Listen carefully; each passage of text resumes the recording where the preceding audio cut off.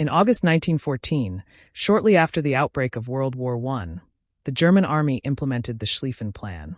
This was to be the decisive blow against France. Rather than attacking the French head-on, the Germans aimed to invade through Belgium and the Netherlands, avoiding the French fortifications. However, the neutral Belgium stood in the way of this invasion plan. The Germans demanded a free passage through Belgium to France. The Belgians refused, leading the German army to invade Belgium on the 4th of August. The first real obstacle facing the Germans was the city of Liege, where our story begins. The Belgians had been fortifying the city since the 19th century, as here is where the Germans would likely cross the Meuse River. In January 1914, General Gerard Leman was appointed the commander of Liege and surrounding fortresses. He was determined to delay the Germans as much as possible, giving Belgian allies France and Britain time to move in and hold the line. He had over 18,000 workers building the fortifications in 1914. Although some questioned it, this proved to be effort well spent. The Germans attacked Liege on the 5th of August, and while the city fell after 2 days, the surrounding fortresses, under the unyielding command of General Leman, held out for over a week until the 16th of August.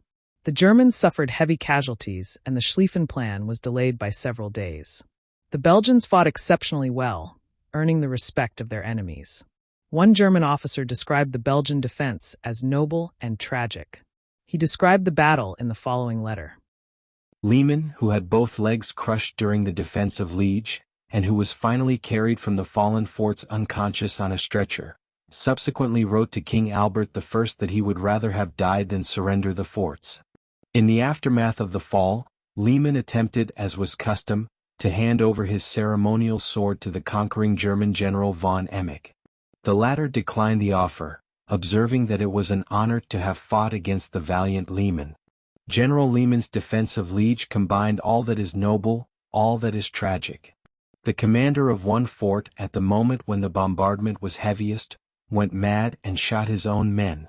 He was disarmed and bound. The cupola of another fort was destroyed by a bomb from a Zeppelin. Other forts were swept away like sand castles on the seashore before the relentless waves of the oncoming tide. As long as possible, General Leman inspected the forts daily to see that everything was in order. By a piece of falling masonry dislodged by our guns, both General Leman's legs were crushed. Undaunted, he visited the forts in an automobile. Fort Chaudefontaine was destroyed by a German shell dropping in the magazine. In the strong Fort Lanson, General Leman decided to hold his ground or die. When the end was inevitable, the Belgians disabled the last 3 guns and exploded the supply of shells kept by the guns in readiness.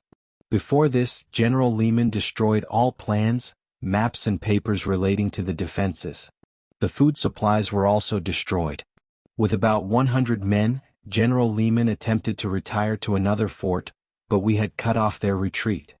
By this time our heaviest guns were in position, and a well-placed shell tore through the cracked and battered masonry and exploded in the main magazine. With a thunderous crash, the mighty walls of the fort fell. Pieces of stone and concrete 25 cubic meters in size were hurled into the air.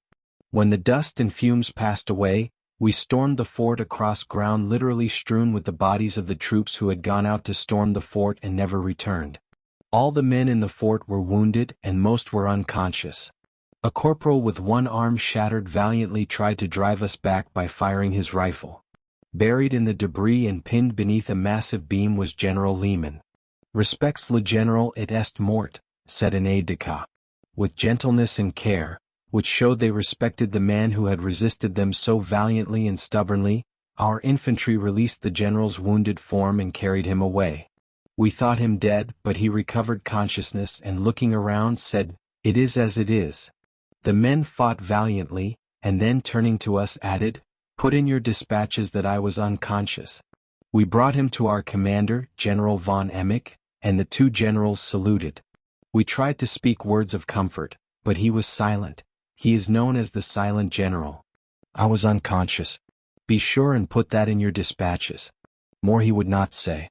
Extending his hand, our commander said, "General, you have gallantly and nobly held your forts." General Leman replied, "I thank you. Our troops have lived up to their reputations." With a smile he added, "War is not like maneuvers.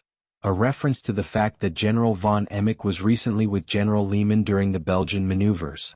Then, unbuckling his sword, General Lehmann tendered it to General von Emmeck. "No," replied the German commander with a bow, "keep your sword. To have crossed swords with you has been an honor," and the fire in General Lehmann's eye was dimmed by a tear. I hope you enjoyed. Until next time.